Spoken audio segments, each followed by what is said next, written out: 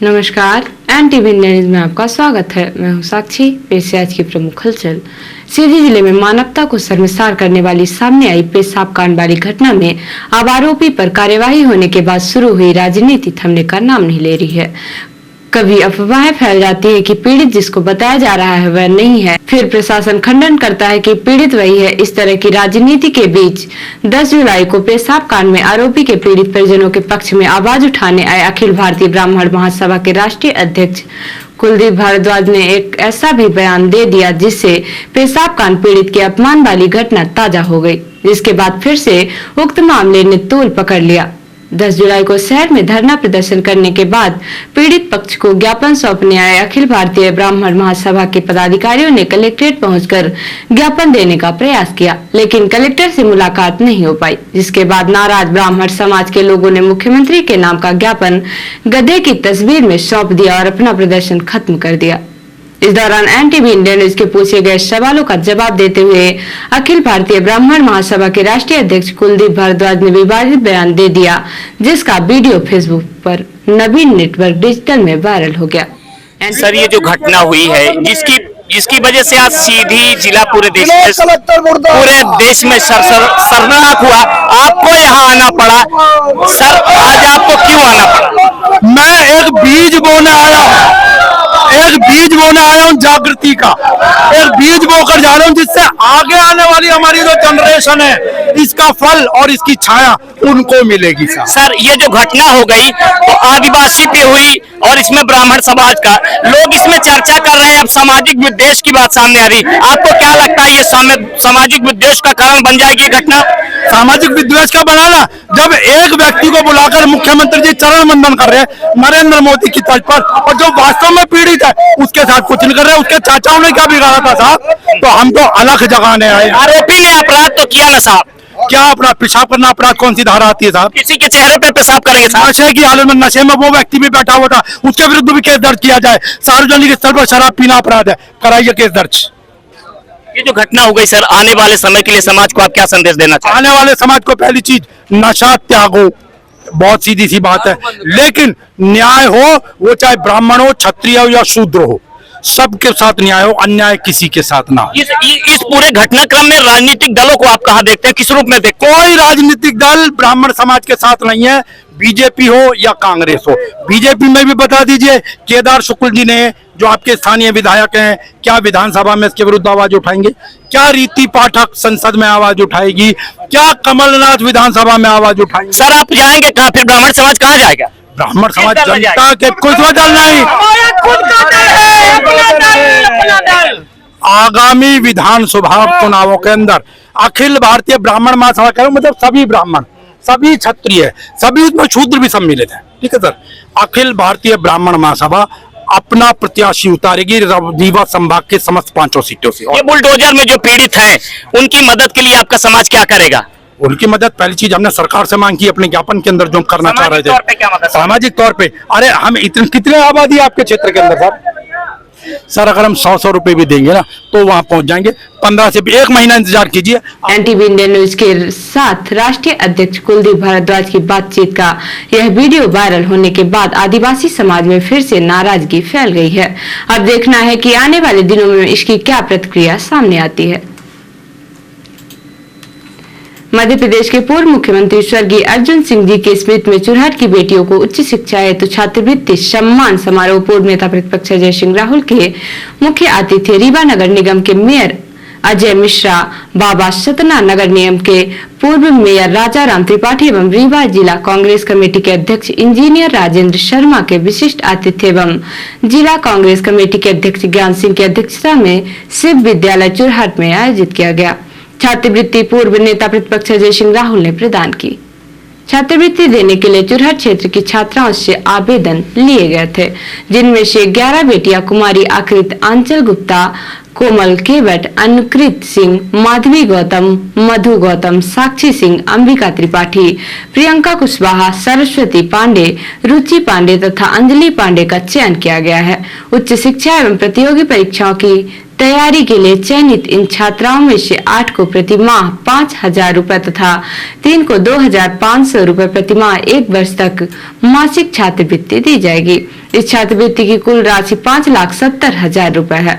छात्रवृत्ति वितरण एवं सम्मान समारोह को संबोधित करते हुए पूर्व नेता प्रतिपक्ष अजय सिंह राहुल ने कहा कि बेटियां हमारे देश का भविष्य है। चुरहट क्षेत्र में होनहार छात्राएं हैं जिन्हें उच्च शिक्षा के लिए आर्थिक रूप से सक्षम करने की आवश्यकता है। सभी बेटियां उच्च शिक्षा प्राप्त कर चुरहट क्षेत्र का नाम रोशन करें। उसी दिशा में मेरी यह एक छोटी सी पहल है। चुरहट क्षेत्र की छात्राओं को उच्च शिक्षा मिले, समाज में उनकी एक नई पहचान बने, मेरी यही कामना है। उन्हें सम्मानित करके मैं स्वयं को गौरवान्वित महसूस कर रहा हूं एवं उनके उज्जवल भविष्य की कामना करता हूं। कार्यक्रम में अन्य वक्ताओं ने कार्यक्रम के अतिथिगण रीवा नगर निगम के महापौर अजय मिश्रा बाबा, सतना नगर निगम के पूर्व महापौर राजा राम त्रिपाठी, जिला कांग्रेस कमेटी रीवा के अध्यक्ष इंजीनियर राजेंद्र शर्मा तथा जिला कांग्रेस कमेटी सीधी के अध्यक्ष ज्ञान सिंह ने भी संबोधित किया। अपनी मांगों को लेकर नर्सिंग एसोसिएशन लगातार 7 चरणों में क्रमबद्ध आंदोलन प्रदर्शन कर चुका है। एक बार फिर से अपनी मांगों को लेकर नर्सिंग एसोसिएशन काम बंद करके अनिश्चितकालीन हड़ताल शुरू कर दिया, जिससे अस्पताल के मरीजों को भारी दिक्कतें हो रही हैं। एनटीवी इंडिया न्यूज ने सीधी में आंदोलन प्रदर्शन कर रही नर्सिंग एसोसिएशन धरना प्रदर्शन का कवरेज किया। इस दौरान नर्सिंग एसोसिएशन के सदस्य और पदाधिकारियों ने अपनी मांगों के समर्थन में जमकर नारेबाजी की।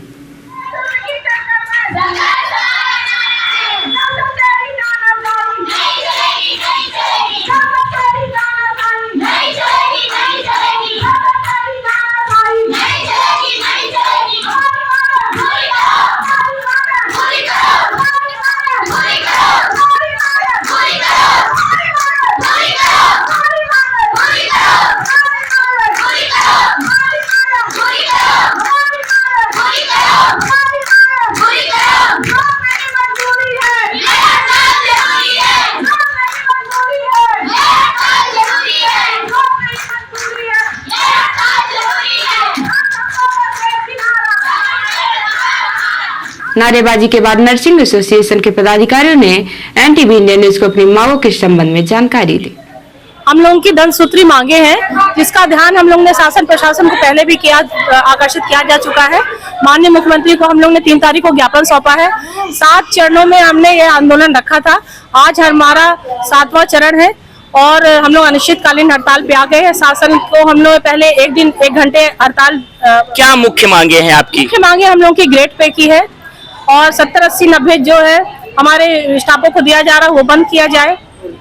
नर्सिंग को नाइट अलाउंस दिया जाए और इनमें इस तरह की 10 तरह की मांगे हमारी रखी गई हैं। अगर आपकी मांगे पूरी नहीं होती, कुछ दिनों में आचार संहिता भी लग जाएगी, फिर कोई प्रक्रिया हो नहीं पाएगी। ऐसे में कोई टाइम लिमिट आपने दी है या कि फिर आपने कोई लास्ट डेट रखी है कि हम आंदोलन प्रदर्शन और आगे क्या करेंगे आप? अभी हमारे प्रांतीय आह्वान पे जो हमारे प्रदेश प्रांताध्यक्ष कहेंगे उसके अनुसार हम लोग अपनी आगे की रणनीति बनाएंगे। अभी कोई आश्वासन मिला आपको? अभी तक तो कोई आश्वासन नहीं मिला है। 11 जुलाई को जन सुनवाई में कलेक्टर साकेत मालवी द्वारा 182 आवेदकों की समस्याओं को सुनकर उनके त्वरित निराकरण के निर्देश दिए गए हैं। जन सुनवाई के दौरान कलेक्टर द्वारा गंभीर किस्म की शिकायतों पर समय सीमा अंकित कर संबंधित विभाग को निश्चित समय अवधि में निराकरण के निर्देश दिए। इसके साथ ही हितग्राही मूलक योजनाओं से संबंधित शिकायतों को सीएम हेल्पलाइन पोर्टल में दर्ज करने के निर्देश दिए गए हैं, जिससे शिकायतों के निराकरण की बेहतर समीक्षा की जा सकेगी। इस दौरान श्री मालवी द्वारा संबंधित उपखंड अधिकारी, तहसीलदार, नायब तहसीलदार एवं मुख्य कार्यपालन अधिकारी जनपद पंचायत को फोन पर संपर्क कर समस्याओं के विषय में अवगत कराते हुए त्वरित निराकरण के निर्देश दिए गए हैं। उन्होंने कहा कि शासन द्वारा लोगों की समस्या के त्वरित निराकरण करने की मंशा से जन सुनवाई का आयोजन किया जाता है। इसे पूरी गंभीरता से लें तथा प्राप्त समस्याओं का निर्धारित समय सीमा में गुणवत्तापूर्ण निराकरण सुनिश्चित कराएं। इस अवसर पर डिप्टी कलेक्टर एसपी मिश्रा सहित जिला स्तरीय अधिकारी उपस्थित रहे। कलेक्टर श्री साकेत मालवी द्वारा जिला चिकित्सालय का आकस्मिक निरीक्षण किया गया। कलेक्टर ने अस्पताल की व्यवस्थाओं पर अप्रसन्नता व्यक्त करते हुए अस्पताल प्रबंधक को कड़े निर्देश दिए कि तत्काल 3 दिवस के भीतर सभी व्यवस्थाओं को दुरुस्त कर सूचित करें। कलेक्टर ने व्यवस्थाओं में सुधार नहीं होने पर लापरवाह अधिकारियों के विरुद्ध कड़ी अनुशासनात्मक कार्यवाही करने के निर्देश दिए।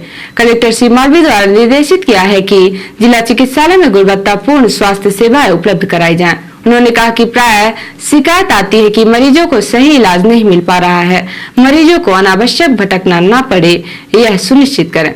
नियत समय पर चिकित्सकों की उपस्थिति रहे तथा मरीजों को आवश्यक स्वास्थ्य सेवाएं सहज रूप से उपलब्ध कराई जाए।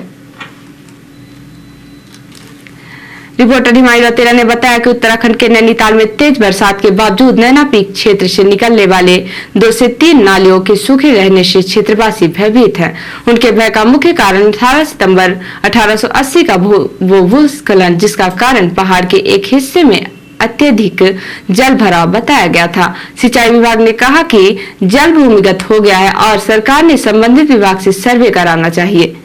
नैनीताल में पॉलिटेक्निक इंस्टीट्यूट, शेरवानी लॉज, धूप कोठी, ATI, बालिका विद्या मंदिर, होटल और हाई कोर्ट समेत बड़े घनत्व वाले रिहायशी क्षेत्र के ठेकों पर बसे नैना पीक की पहाड़ी से इन दिनों लगातार बोल्डर गिर रहे हैं। इससे आबादी में मानव जीवन के साथ भवनों को भी खतरा हो गया है।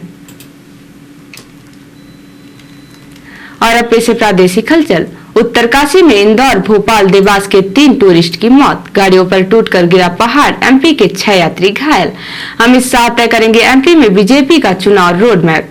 चुनाव प्रचार से जुड़े महत्वपूर्ण फैसले होंगे। केंद्रीय मंत्री सिंधिया राजभवन पहुंचे।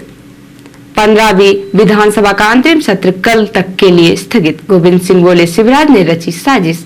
और झाबुआ SDM सुनील कुमार झा को छेड़खानी के आरोप में पॉक्सो एक्ट के तहत गिरफ्तार किया गया। और अब पेश है राष्ट्रीय हलचल। बंगाल पंचायत चुनाव काउंटिंग।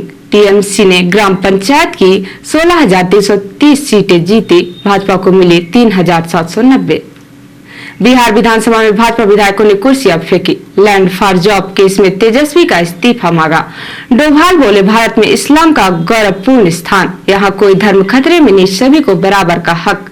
और UCC पर लॉ कमीशन को 46 लाख सुझाव मिले। चुनिंदा सुझाव देने वालों को चर्चा के लिए बुलाया। तो ये थी आज की प्रमुख हलचल। नमस्कार।